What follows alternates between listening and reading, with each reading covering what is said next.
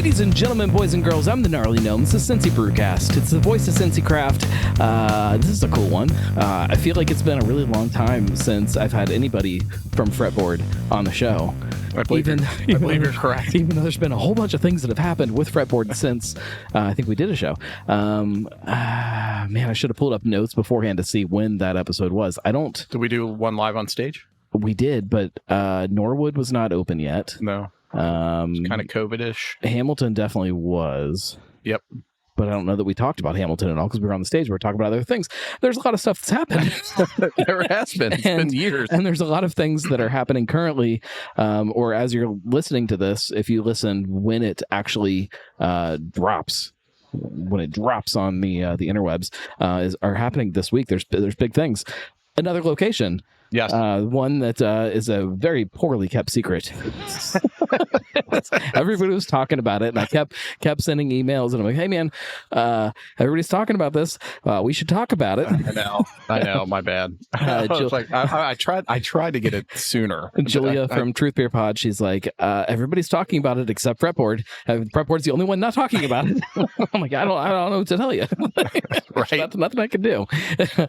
Maybe we were just unsure still. We signed a lease and then we said we're still unsure. You were unsure when there was like actual things on the wall and like there was neon behind the bar and you were still unsure, but it's happening. Yeah. Fretboard Harrison. Yep. Is there a fun name for the tap room? Do you have like the Fretboard Western Outpost? No, we talked right, exactly.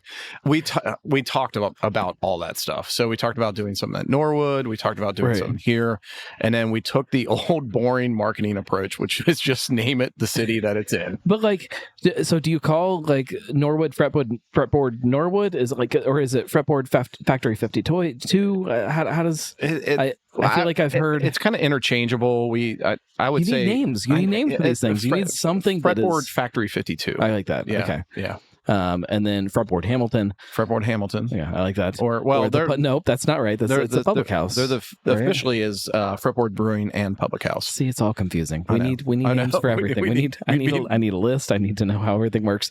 As far as like breweries we're getting already way ahead. As far as breweries in the city that have opened up multiple tap rooms, there is only one other brewing company that has more tap rooms than you guys, and that's March 1st with their March 1st. Yeah, their world of distilling and brewing. Yes. And some of those distilleries, maybe you don't count them as tap rooms, so maybe you guys are right there with everybody else. maybe I don't know. It's an interesting pathway that I don't know that I would have predicted for anybody when all of you guys were opening your doors, that we were going to have these multiple tap rooms around town. I probably should have predicted it when you look at some of the bigger cities and how things have gone. Let's drink a beer first before we get into it. Yeah, let's have a beer. Not get too deep, because it is a craft beer podcast. Cheers. I am drinking Dunkel number 9.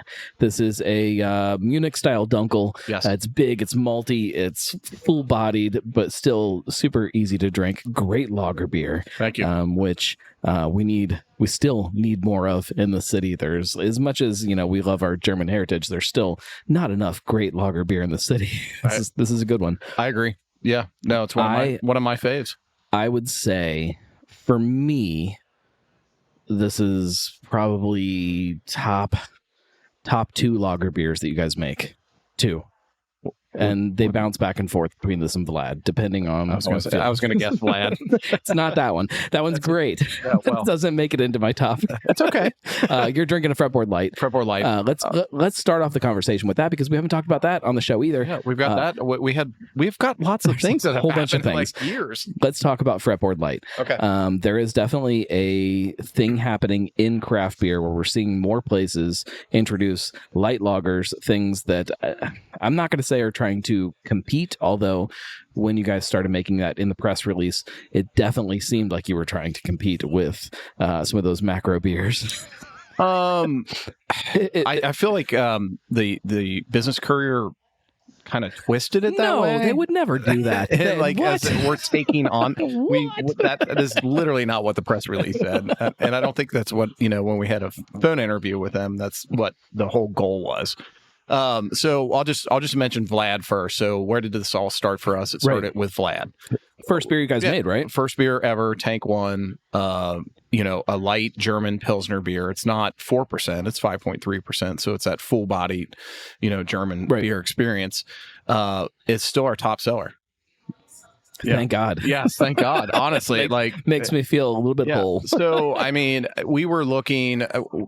The way beer was trending over time is what we saw is people were going back to lagers. Sure. So we would get customers in that says, well, I notice you guys have more than just, IPAs on tap. You do lagers and this, and we really appreciate that.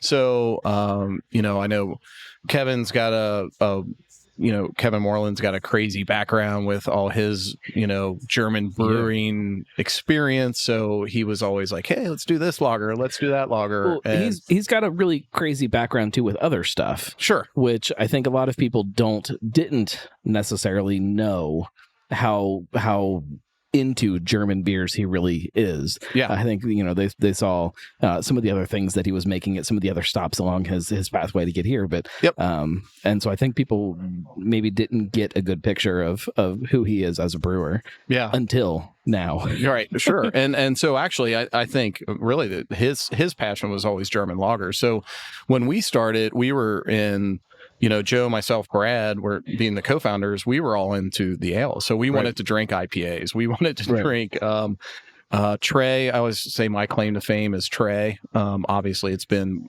modified a little bit compared to my homebrew version. It's probably way more maltier. I would love to try those side by side. I actually have been threatening to brew it for a while. When was the last time you brewed a beer?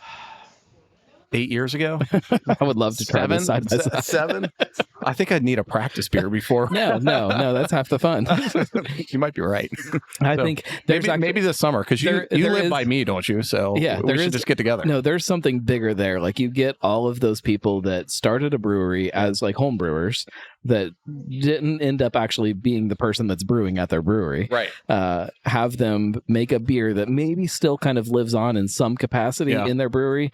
Have them just homebrew it just without practicing beforehand. Yep. And then sit down and try them all and be like, hey, this is Trey, this is whatever. This is whatever. Yeah, we can totally do that. That would be really fun. Because a lot of our homebrew beers are still on tap. They've just been modified and so hopefully improved.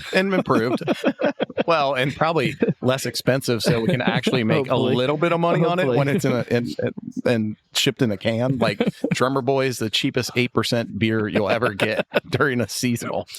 So, we're getting distracted. I know. Sorry. All right. So, anyways, so back to Vlad. So Vlad obviously was a big hit for us. We knew the beer market was trending towards lighter beers. I'm not saying people were burnt out on IPAs. When did Vlad start winning awards? Was that like out of the gate? I think 2018 was a World Beer Cup silver medal. That's big. Which was big. It's a big kind of big sign that you guys are on to something that, yes, not only are you seeing lagers trending, you guys have a good one. Yes. Which some places don't. Yeah. And so we knew the lager game was strong. So that's really, honestly, to this day, that's really, I think over the years, companies will change their approach. They will try to find their niche. I always figured, and I think we always figured from the get-go that we would brew just like everybody else. We'd brew these IPAs and we would be doing similar things to what everyone else was doing. And then we figured out lagers was kind of our game. Right. And so Peso in My Hand came next. That is probably our top selling beer in Norwood. That was next after Vlad? It wasn't far behind. There were other beers in between, but I can't remember. But as far as lagers go. Yeah. But as far as like a sticky, something that's stuck. That's even that in itself is pretty crazy. Time-wise, like, Mexican style lagers are definitely trending now too. Yeah, and they're trending, but they really weren't then. Is that just like luck that you guys have been hitting these things at those right points where right after you're making these things they start to like what? I don't know the answer. Or was there some kind of foresight? Like, I think that we should make a Mexican lager because that's going to be the next big thing. I would say out of all the people who were in our brewery, out of the partners, Joe, Brad, myself were probably the least knowledgeable as far as trends, right? I mean, Brad was, because he had been brewing for a long time. Right. But as far as like being in the actual brewing industry, Kevin was that person. So he was saying, hey, this is what I see what's coming.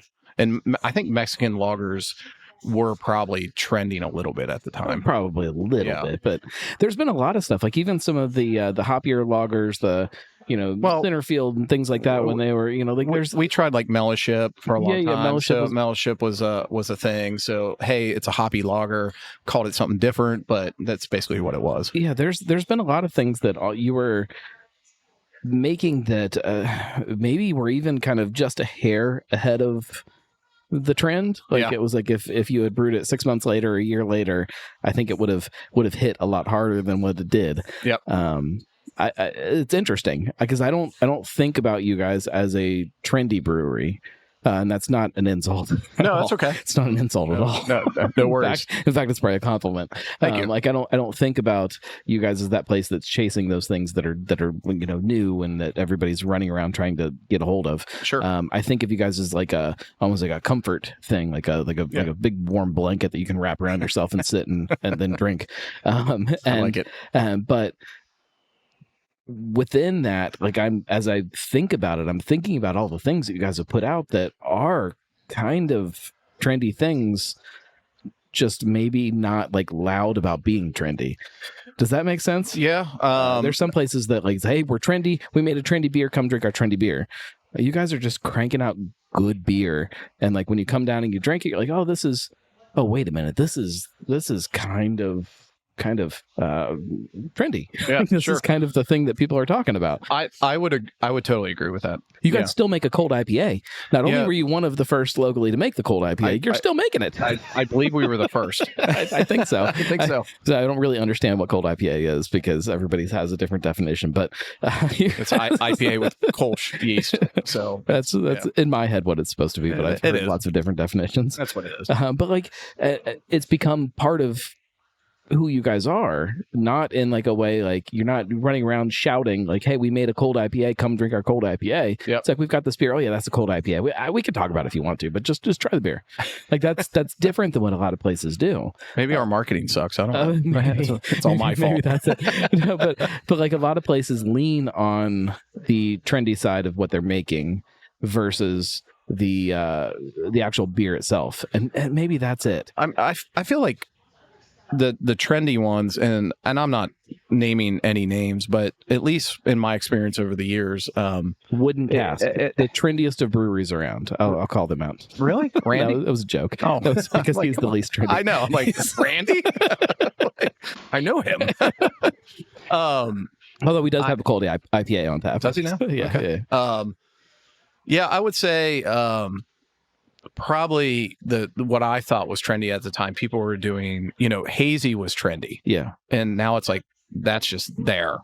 But that was like the thing. Is everybody had to make their beer hazy. They didn't even know how to make a hazy IPA.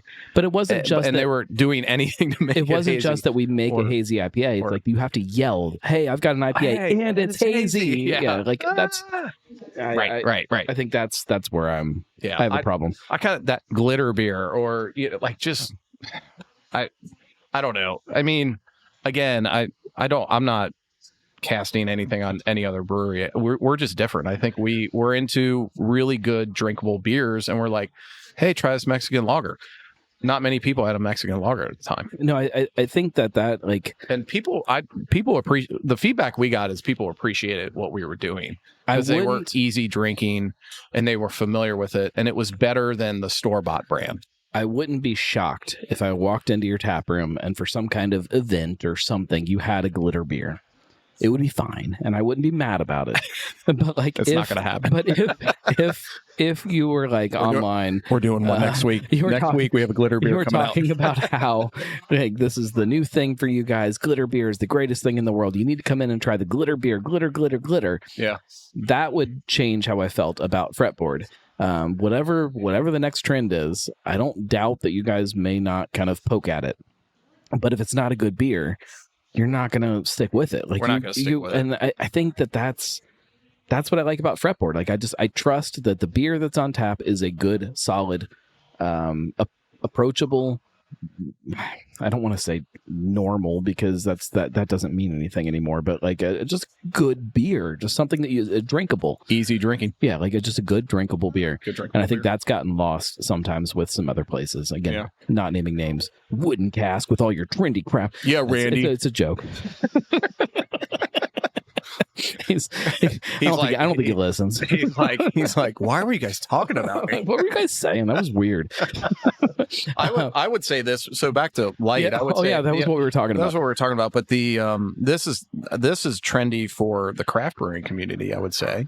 It is. But I would say, in defense of any craft brewery that's brewing light beer, it's about where we came from. And I've had these conversations with other breweries who what they were doing is after they were brewing their 7% IPAs and they were like going drinking Ultra somewhere. Yeah, they were going and they were like, yeah, we were cracking open Miller Lite. And finally I was like, man, we need a light beer. And that's really what it's about. I'm curious too, like as you guys do open new tap rooms, and I'm not saying anything about Norwood or about Harrison or about Hamilton or anywhere. But like when you open a tap room in a new spot, you don't necessarily know what that community around it is going to want to drink. Sure. Like there's probably going to be people that walk in, they're like, I don't understand what a brewery is. I don't understand what tap rooms are. This is new to me because they still do. I just drank at whatever the local spot was. I drink Bud Light. What do I drink? Yeah. And like to give them something immediately that's comfortable, that's good, but then like starts the conversation and starts them rolling in the right direction. Like, all right, you like that? Try Vlad. Like, it's just a little bit better. Or try her Mexican lager. Oh, you guys got a Mexican lager like Corona? Yeah. Better. It's like Corona if Corona wasn't Corona. Didn't suck. Let's completely shift gears again. Let's go back here to Harrison. Yep. How did this conversation start happening? When did you guys decide that another tap room was the right way to go? Because nobody understands what to do with growth as a brewery these days. There's some places that are putting in massive production facilities, and you know what, we're gonna go heavy into this. There's some places that are like, you know what, shout out to Urban Artifact, weed water. We're gonna make weed water. It's fizzy weed, you know, and right. that's fine too. So I will tell you, you mentioned it earlier, but it did start because we're almost 7 years old now. So it did start, almost 6 years ago when we started talking about tap room versus brewery. So at the time, Rheingeist, Mad Tree, the biggest ones in town, do you want to be like them? And it's like, well, yeah, that'd be really cool, right? Everybody wants to be a big packaging brewery. Well, there was kind of a little bit of a dissent between half the partners and the other half the partners. Half of us would say, hey, packaging brewery, cool. Definitely what we did is awesome, but we should open up more tap rooms. And then over time, especially with COVID, things changed. More breweries opened. The market got more crowded. Well, every time you see it, you see one of the places around you expand. You get to look at how they did it and look at how that was for them. And you're like, okay. Yeah. And not to put them as the examples, but Rheingeist, Mad Tree, two very different breweries that opened about the same time. Yep. 6 months of each other. That have two very different paths. Yeah. That you can take good and bad from both of them. Yeah, you can look at one and be like, I really like that, but that looks miserable. And you look at the other one, you're like, I really like that, but that looks miserable. And like you can take these pieces of each of them and be like, how do I use this for who we are? We came to the conclusion that expanding our tap rooms was the thing to do, but it wasn't necessarily as aggressive in the beginning. Right. So I'm not saying it's aggressive now. We don't have any plans to go, hey, we're going to Pittsburgh and Indiana, Right. But with that being said, when the Public House came around, it was an opportunity to partner with somebody without a huge cash outlay where we were oh my God, we got to spend all this money. If people don't know, it's owned by Looking Glass Hospitality Group. That's getting to a whole different conversation about which is a whole different thing. But we said, okay, cool. let's, we'll co-brand it and it'll have our name on it. We'll supply the beer. Yeah. They run the operations. And so that's just kind of worked. Was that almost like proof in concept then? Like, okay, so expanding into new tap rooms, this makes sense. If we didn't have all of this other stuff, maybe this would be better. Yeah, right. So I think for us, it was kind of a proof of concept that said, yeah, we should absolutely do another tap room somewhere. Right. Which is then when Norwood came along. I don't know if people know which is an incredible tap room. The Factory 52. I just tell people, I don't even talk about myself. I'm just like, come down and experience Factory 52. It's like just the whole place. There's people that have something in their head, and like when I try to explain it to people, it's hard to kind of wrap it into something that makes sense. Like there is definitely like the food hall, but the food hall is upstairs and it is very separate from the tap room. Yes, but also not. It's like its own separate experience. It's like you can definitely like if I order food and like my family is hanging out down in the tap room, I can run up and pick up my food and still like peek over at my family if I need to and make sure they're okay and like run back and forth. Right. Like it's still so connected that like it's there, but you aren't feeling like you're sitting in a food court drinking beer. Like it still feels like its own tap room. Like it's really, really well done. Yes. Really, thank you. Really well done. Well, we knew originally, and I'll just tell you, it was around COVID when we were approached by the property managers to build the tap room, or because they wanted somebody that. We do live music, so they're like, man, that'd be a great fit. They can come down and do live music and yada yada yada. And it was where Highwire is, and we were like, it's COVID, and we don't just grow money on trees, and that would be really expensive. So we passed.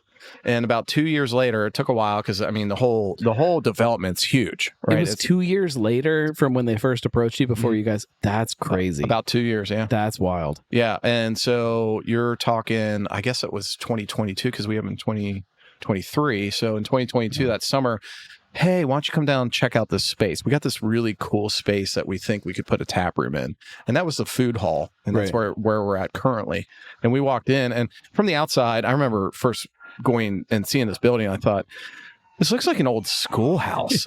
Like this looks like my old like school that I like Catholic school I went to with the yellow brick. And I'm like, oh, okay. Like I could see what this development is. It looks really cool, but what's this thing?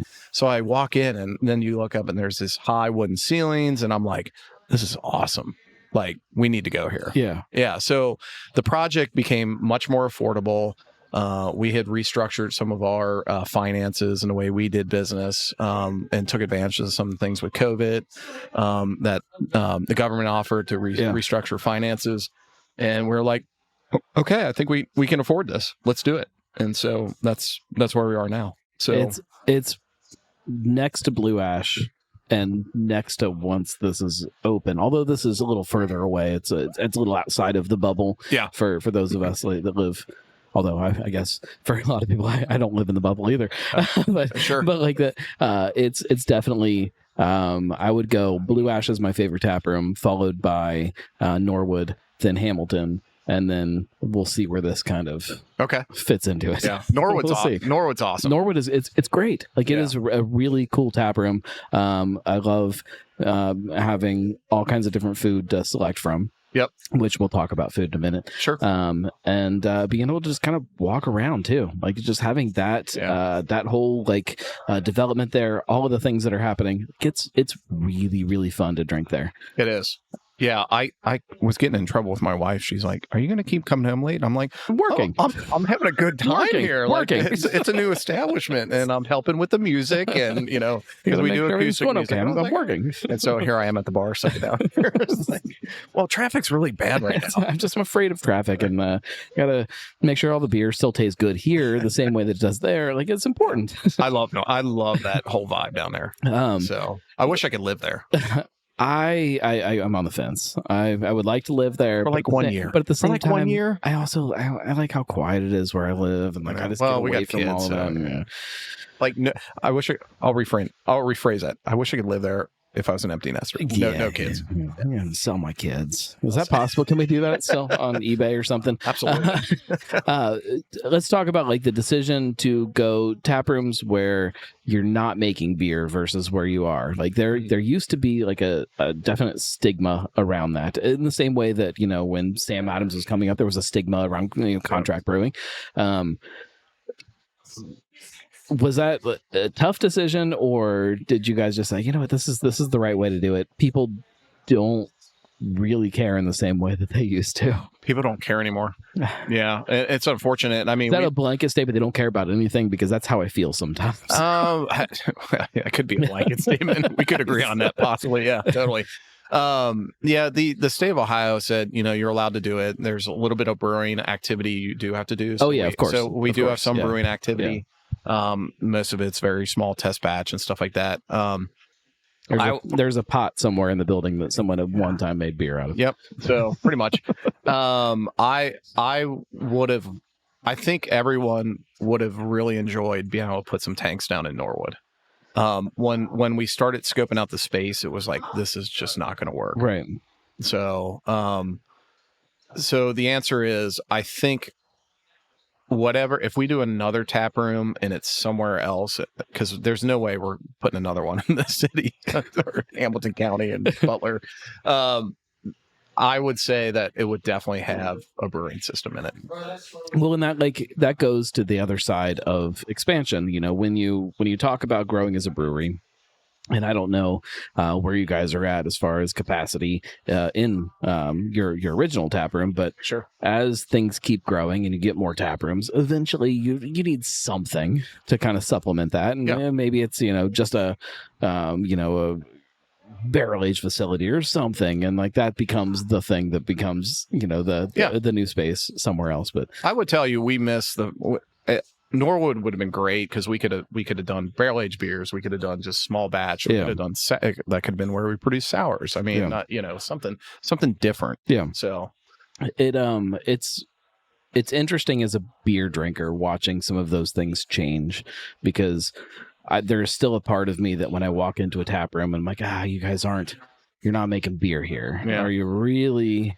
Is this the same thing as a brewery tap room? Is it the same? Is it just a bar where you're just serving, you know, your beer? I don't know how to like balance that stuff out and how I feel about a space. I mean, me personally, I feel the same way. I mean, definitely I've gotten over it, but it's like at the same time, I'm like, you walk into a tap room and you're like, it's just a tap room. Yeah. Some of them feel different than others. If you're a beer guy like we are. Yeah.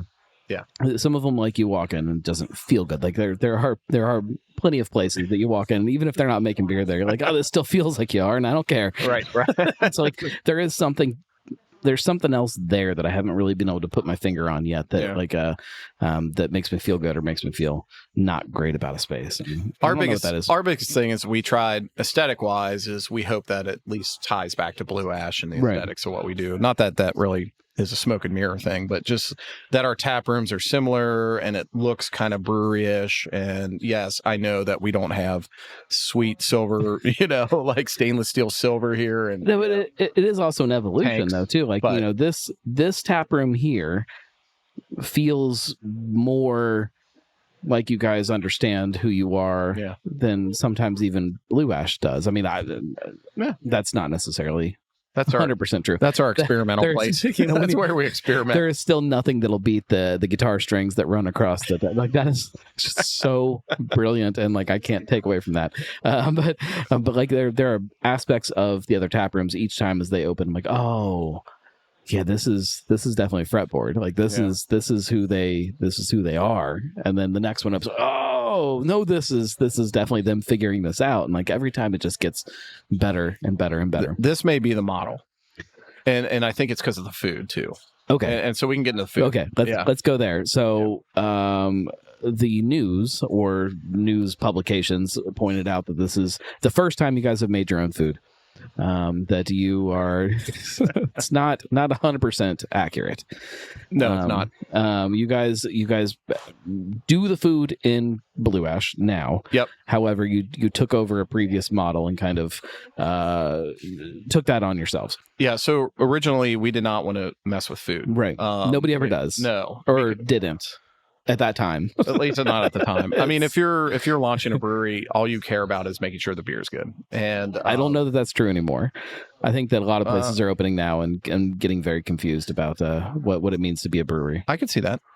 Yeah. But yeah. All right. But anyways, so all we cared about was the beer. We knew we needed food. Right. Based on the tap rooms we had been to, and you're talking about all the people that are still around today.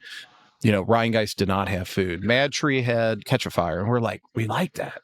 What year did you guys open? Was it 2017? Yeah. Yeah. So that was early on. Yeah. As far as places that had like their own food program at that time that they were doing food, like there was not many. Mad Tree was partnered with somebody else. Mad Tree there was a lot of partners. Braxton did not have food. No. Rheingeist did not have food. Other places had food trucks. Had Mount Carmel opened up like their restaurant yet? Oh boy, I don't know.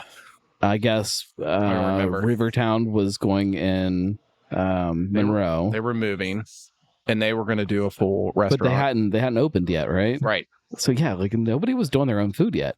Yeah. Like, so as far as a big scale, we knew we wanted food. We knew we didn't want to mess with food trucks at the time. Our friend Jeremy, who has since passed away, he wanted to be a partner in the business, but he owned ownership in Jefferson Hall and other bars, O'Brien's. Right. And so him and his partner Jason got together and said, "Hey, let's do the food, and we'll just manage the kitchen, and we'll take care of that." So that's what they did, and that lasted for about 4 years.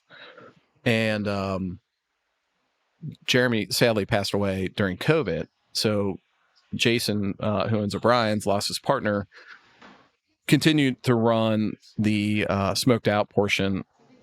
And then I think after a couple of years, he was like, okay, I've got, he's a business owner. He's got 3 other restaurants he's running, whatever it is. And he's like, this is kind of was Jeremy's thing. Yeah, you guys were close with Jeremy, right? Like and we knew Jason well too. So we're close with both those guys. But Jeremy was like our buddy. Right. So, Jason came to us and said, "Hey, I think I just want to go ahead and sell it." So we purchased it from him. 22, I want to say 21, maybe 2022. So we've owned it for a couple of years now. But you still kind of stuck with everything that they were doing. It was nobody noticed that. Nobody noticed at all. As a matter of fact, we didn't even really talk about it. Well, no, and that's I think that's the right way to do it. Right. But and how as things keep growing, people think that you guys are just jumping into running a food program, and it's like no, they've been like figuring this out slowly, and poking here and there and trying to kind of turn it into something that is theirs. If you go to the tap room now in Blue Ash, if you haven't been there in a while, you can order food at the bar now. Right. So that was one thing. We changed our point of sale system. Then we worked with our managers. That was my biggest pet peeve when you guys opened. Yeah. You guys also, some places keep the card when they open a tab. Some places don't. Yep. You guys kept the card, and then I would go to order food. And I don't have your card. You know how many times we heard that? It was horrible. It's one of those really simple things that nobody thought of before you guys.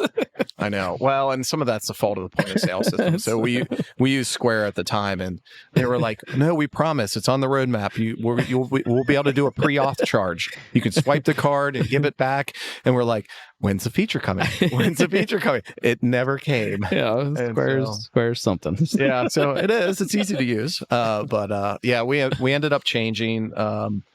We consolidated our point of sale system, and then on top of that, this year we went ahead and you don't even go to the window anymore, right? Except to pick it up, and maybe one day we'll serve you food. I don't know yet. So, but as long as you can just go, order. Hey, I got a beer and I want to get whatever. some wings. Some of us want to step away from our table with our kids and go get the food. Like, I got to go walk over and get the food. And then you like take the long way, right. And you make a couple laps. Check out some merch on the wall, some pictures. Food. It's okay. I'm just getting the food. I got to get our beer. I understand that. So talk about how the food changes when you come here. Like how close is this going to be to what we are experiencing now in Blue Ash, and how different is it going to be? Yep. So what we're doing is we're taking the Blue Ash menu. We're going to replicate it down here, but it's going to be elevated. So we're not, I guess you could say, in Blue Ash, it's very like, that barbecue experience. You get it in the paper plates, it's very a little more sit down kind of experience. This is going to be a service restaurant with service table service. Sorry. Here, it's definitely going to be more elevated. So silverware, all these, the things that we don't have in Blue Ash, we will have here because it's going to be a sit down service. And so you will have servers here. It's interesting. It's almost like every time you guys open a tap room, you take all of the pieces of those other tap rooms and shake them up and then drop them into a new spot. And like each sounds about right. And then each space just keeps evolving with like pieces of all of them. And like not everybody does that. Not everybody pays attention. I hope they are, but like it feels like they're not paying attention to their other tap rooms and using that to make the new tap room be its own experience. It seems like that's what this is going to be. Is like there's pieces of every single place all wrapped into what this is. Yeah, you're right. That's cool. If we could put a stage here, we would. But you saw the building. It's small. It is small, but it's. But we do have a patio, and we'll have live music out back. So, and then we'll have acoustic inside. That's the Hamilton piece. Hamilton's small too. Like it's a small space. Like it's that's that piece. Right. It's small and intimate. If we could have a rooftop like Hamilton, that would be pretty cool. That rooftop is incredible. Yes. If you were traveling back in time when you guys were opening Fretboard, what are some of the things that you would do differently, or are there things you would do differently, or was this the right path? That's a good question. Jeez, oh Pete. I don't know. I might have to come back to that one. I'm gonna have to think about that one. And granted, there's been a lot of big things that COVID that have happened in the middle of that, which make it all very cloudy and very, very tough to say that. But like, the world was just so different then, with not just like, what a tap room is or what a business is as far as breweries, but like just with beer. Yeah. Like the world of beer was not what it is today, and I totally different. I don't know how the whole alcohol industry is totally different, and everything's changed. I don't know how breweries are supposed to kind of navigate that and deal with it, and everybody's trying to still kind of do it their own way. I would tell you one of the things I think we would have done differently is probably do a full bar in Blue Ash, and I know the people that are very beer centric don't like to hear that, but people want choice. And one of the things we learned is we were all like, we're all in beer, beer. And then finally, we got our elevated license in A1A, and we're like, well, we're going to serve wine because that's our biggest feedback we have is we only have beer, and that limits people's time in their tap room because obviously you want to sell more beer. We're in business, to make some money. So we ended up selling wine at some point, and we were like, wow, we should have done that before. Because it paid for the license within a month. Right. And then after that, I'm not saying I need a full bar in Blue Ash, but something for people. Unfortunately, our clientele is all over the place in Blue Ash, but you could probably say it's probably an older clientele. Right. So somebody comes out and sees a band and they're like, man, I just want like a Jack and Coke. They want a bourbon and Coke or, something to sip on, and they won't come out to our brewery because they think that's all we sell anymore. Because for years, that's all we did. So we've had to change our customers' mindset over time by saying, hey, we have more options. And I hate having to sell other people's, I don't hate it, but it's like having a seltzer. Right. Like, I don't drink those. It's garbage, but people drink them. I mean, and they just don't want beer. I'm so torn though. Like when I look at some tap rooms, like if I walk in here and you guys are you going to have liquor here? Yes. So it's going to be full bar. Full bar. Norwood is full bar, and here's full bar. That doesn't feel weird to me. Like when I walk in here and I walk into the space, like I expect that there's going to be some kind of cocktail menu and there's going to be, this other experience.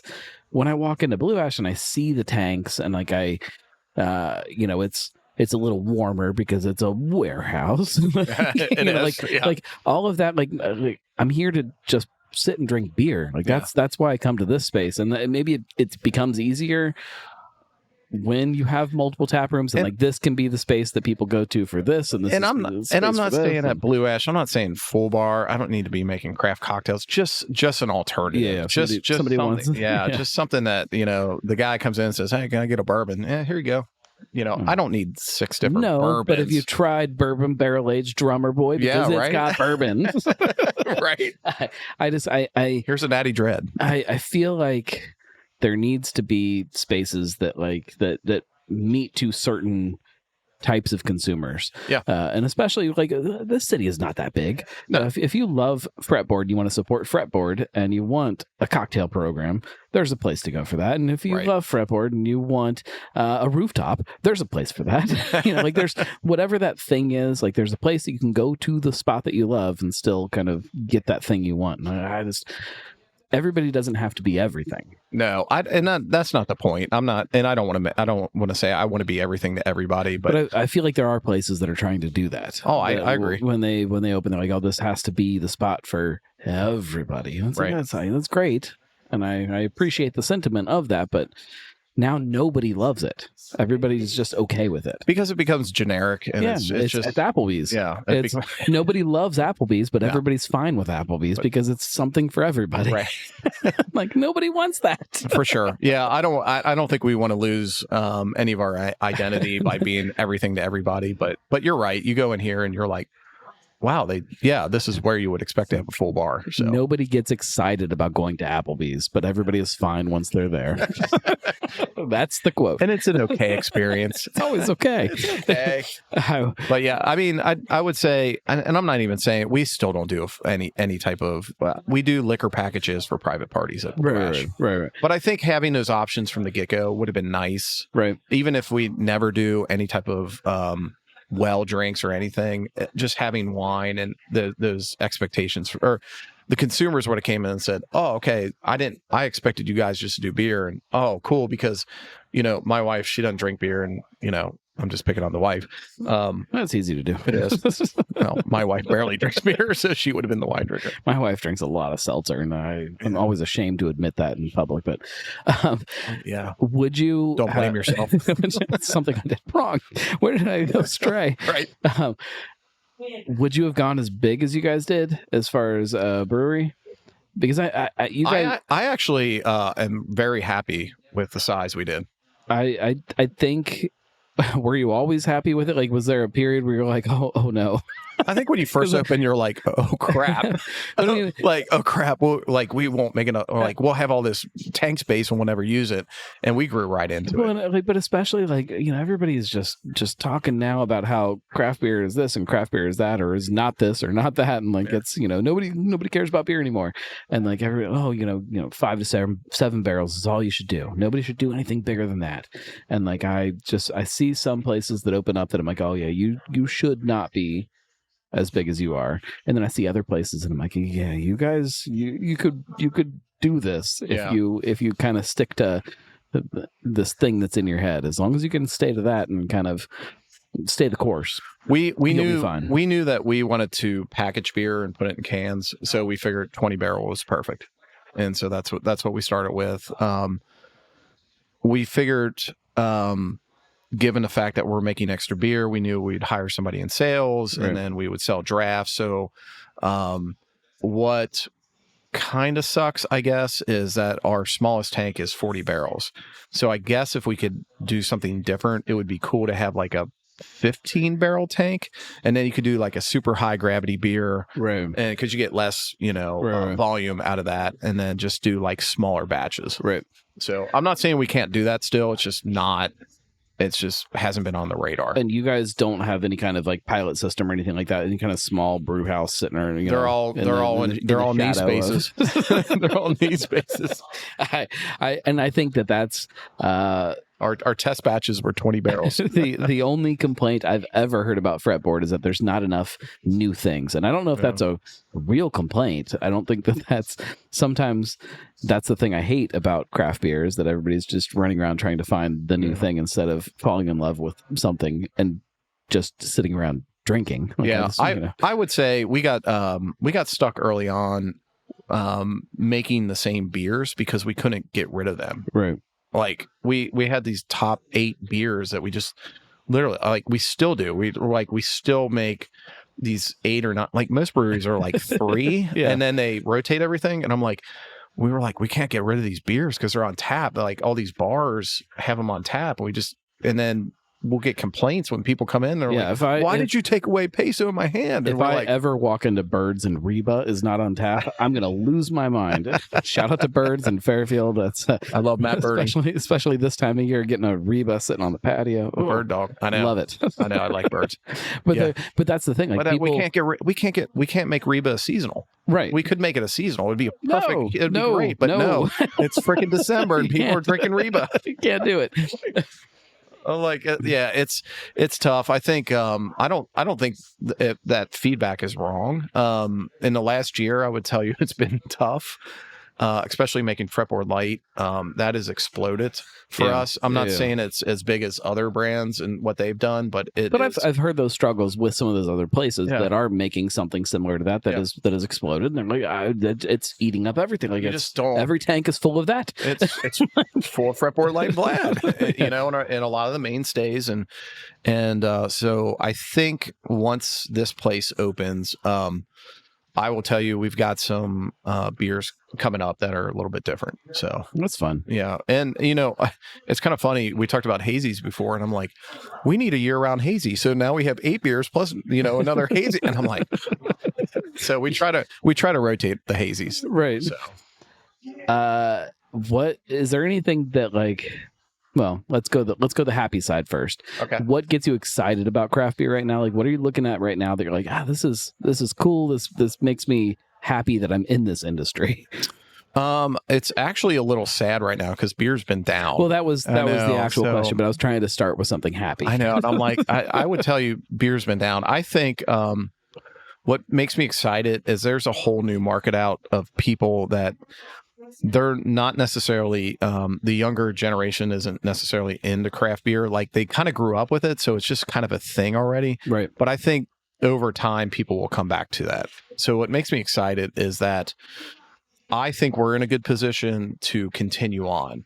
And that's the meaning of where a lot of breweries are at today is survival. And because there are so many of them. And I think a lot of people, a lot of breweries are going to get burnt out. And they're going to do this 5-6 years, 7 years, and then they're going to be like, this isn't what I thought it was. It's not what I thought it was. It's a lot of work. I really, don't make that much money. It's just tough. And it's hard. And so I think we've grown the organization large enough that we're in a pretty good spot. Can I piggyback off of that? What is the measure of success for you personally? Like, how do you know that what you've done here is what you set out to do? Like, what is the point of this for you? I always was hoping that over time, I knew, and this is me personally speaking, is that I would take a hit on working at a brewery. I was in the IT industry and for years, and I made a pretty good salary, and I knew that for the next 5 or 6 years, I wasn't going to make jack. Right. It's going to be tough. And over time, I was able to kind of build back up and say, well, all right, my living's not that bad. My wife works, so we're doing all right. And I recently abandoned my position. I'm still a partner and owner and stuff like that, so I consider myself a brand ambassador now. But I went back to the Me too. Yeah, there you go. Thank you. But I went back to the IT industry just recently. And so to be able to say I started a business, worked in it, left, and then I'm still a part of it, still doing things. I'm like, I just built a business and I was able to leave it and it's still running. Right. Like, that's pretty freaking cool, actually. Like, a lot of people don't understand that, but a lot of people are like, why are you leaving? But at some point, there's people that can do my job better than me. Right. And quite frankly, IT industry is pretty good, and I should actually make a pretty good salary. So I might as well just go back to doing that. I've got partners in place that can do what they can do and run the business. And quite frankly, having 4 chiefs at the top is confusing when you have 4 parents and everybody can go, hey, hey, dad, hey, dad. How do you? So I'm actually very happy with where we're at, and to be able to walk. I'm not walking away, but to be able to take a job and say, well, that's pretty cool. Like, I just get to show up now. How do you feel? It's pretty neat. Comfortable to do that, to walk away from that quote unquote walk away. Yeah, I'm not walking away. To put people in that place and be like, yeah, you can do this better than me.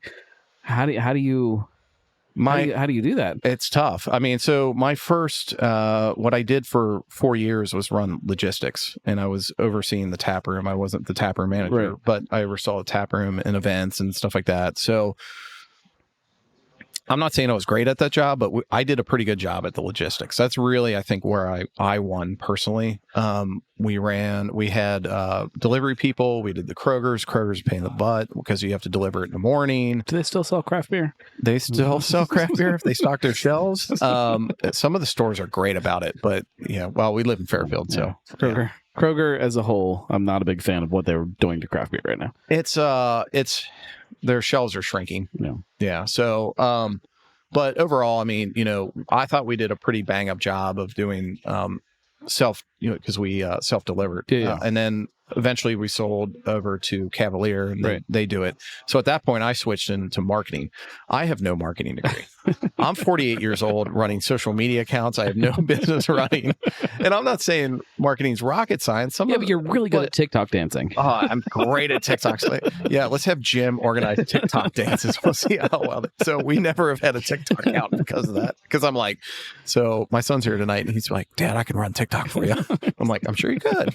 Probably could. You probably do a really good job. Yeah, I probably do a great job.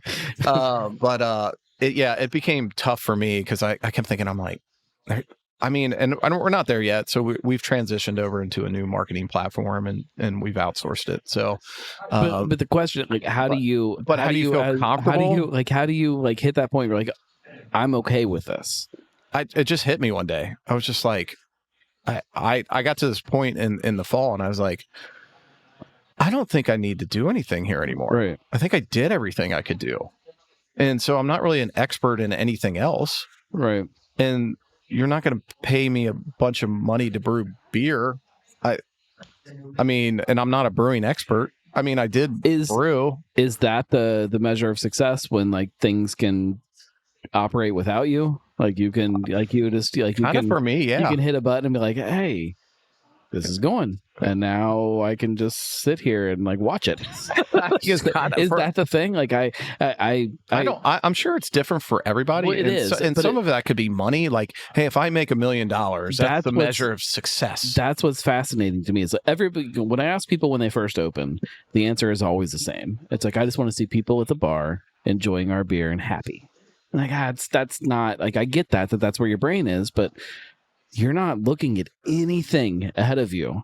Like, that's easy. That's going to happen day one. Like, as soon as you open your doors, people are going to love your beer. They're going to sit at the bar and they're going to be happy. Even if you have terrible beer, they're going to sit at the bar and they're going to be happy. Yeah. The measure of success has to be something deeper than that. And like nobody that I can think of when I have talked to them when they open and I've asked that question has had any kind of real grasp on what it means. I think it changes That's over. Scary. I agree. Well, and I could see why, because it changes over time. Yeah. Like you said, you open a brewery, and your measure of success is they're sitting at the bar. Yeah. Yeah, I've had that experience. Wow, we made it.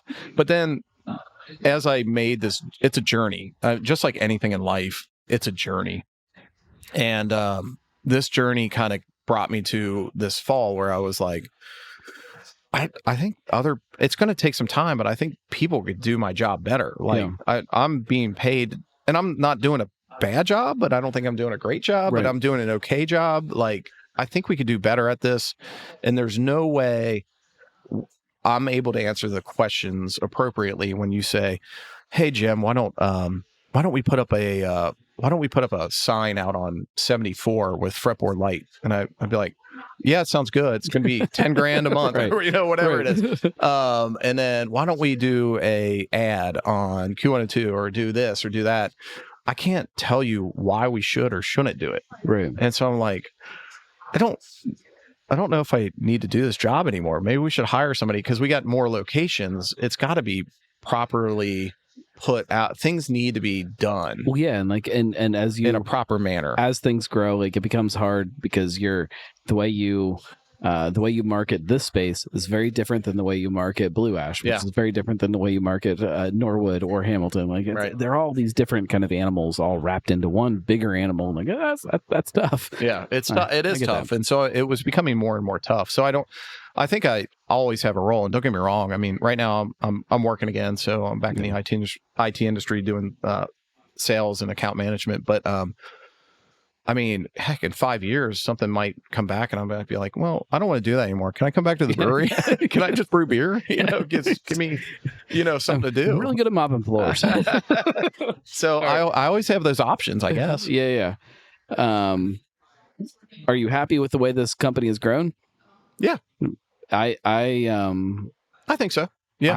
I'm excited to watch how it keeps growing and how it keeps evolving. Like, especially again going back, you throw COVID in the middle of everything. Like it was terrifying for a while. COVID screwed up a lot of things. Trying to understand where everybody was going to land on the other side of it, and we're still not really on the other side of it. There are still like waves of the repercussions of what happened with COVID, like happening. Oh yeah, we're still dealing with it, and it's I was nervous about a lot of breweries, and I'm happy at how few of our local spots have closed because of COVID. Like it was not what I was expecting in a very good way. Oh, gotcha. I thought the city was going to be decimated. I thought we were going to walk out of this with half the breweries that we had before, and it was going to be bad. Luckily, people like to drink, so and people, it's deeper than that though. Like people like to drink, but we can always drink. People like to support local. Yeah, we can just drink Truth and be happy and be fine and have one beer that we drink, and that everybody be fine with that. But we also like to support these places that are around. Yeah, and people, they like to support local. And as much as people like to drink, there's also people that like to provide the drinks to us, and I like that. And I appreciate that there's people that are willing to put their butts on the line and make that happen. I can tell you, I can't thank the people enough that came and supported us during COVID. It was amazing, and we probably don't even talk about any of that anymore. And it seems like a different lifetime. I know, it was like a little nightmare. Well, and the guy, land. I've probably talked about it on the show before, but like from my perspective as like the drinker at home, that we had a baby right in the middle. We had a baby right at the beginning of COVID too. So like not only were we not leaving because of COVID, then we were terrified to leave because we had a baby and we didn't want baby to get COVID or some kind of bullshit. Granted, now I don't care. You can get COVID. Maybe we'll put him on the couch for a little bit, but like it's all right.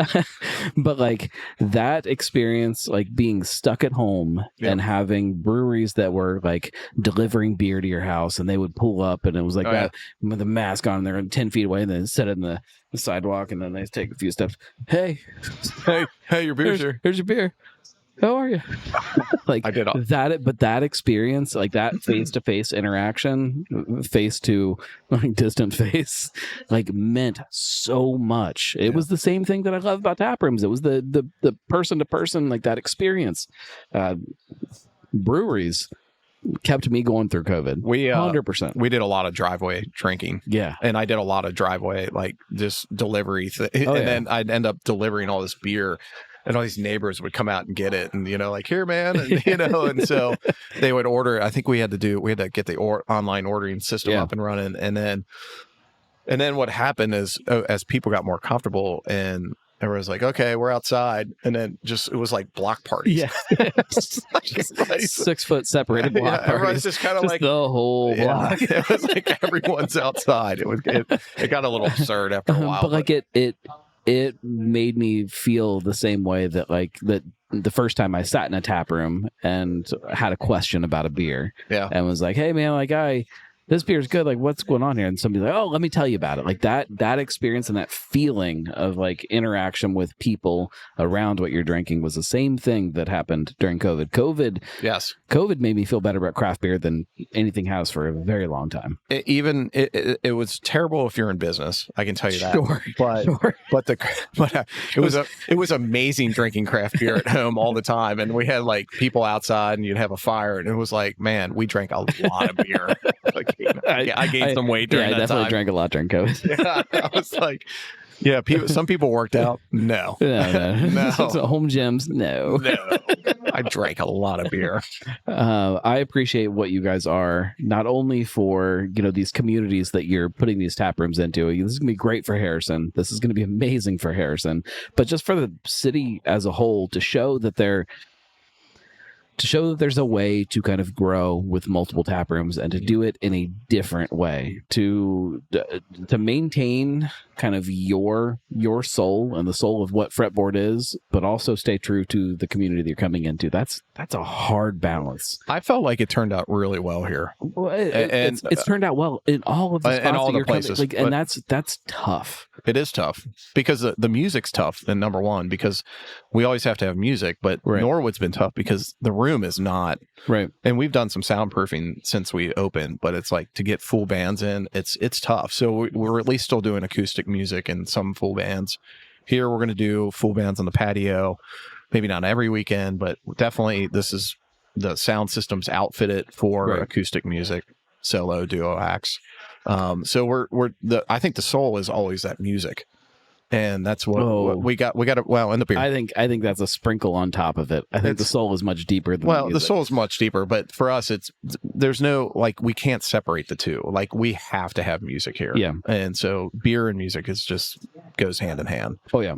So if the budget allows, we'll do music way more often. We'll see how it goes. I know maybe it's just weekends, maybe it's during the week. So we're just gonna feel it out. And it'll evolve. Yeah, we'll make it evolve. It'll evolve as things go. Yeah.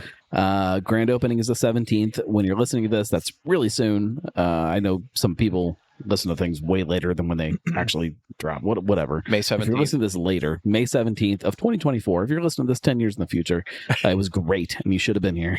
Right. Come here now and tell them that you just listened. Right. It's on the interwebs forever. Yeah, I appreciate you making some time to talk about what you guys are doing here. I'm so excited for you. Thank you. Thank you. I will make the trip out here. Like, this is not in the normal loop of where I travel in my day-to-day life, but neither me. I'll make it out here just to keep making sure this is great.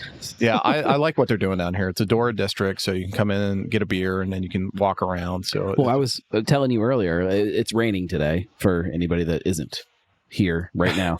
It's raining, and I was down the street, parked, and then had to get here, and it was raining pretty good. And I got out of the car and I ran over to the sidewalk, and I realized that almost all of the sidewalks are covered in downtown Harrison. It's like this fun little downtown like it's quaint. It's built for people to walk around. Mm-hmm. It was like the things that when people built this, they were actually walking around shopping and being in downtown. Yeah. And that's a thing that's gotten lost over the years, and it still kind of exists here. And I think that's why if you go down to Loveland or Milford, I mean, why those two spots alone, I think, are just proof that that's what people like. Yeah. Because it's walkable. Yep. And it feels like a hometown. Yeah. And so this is on the verge of that. Oh yeah. It's already there.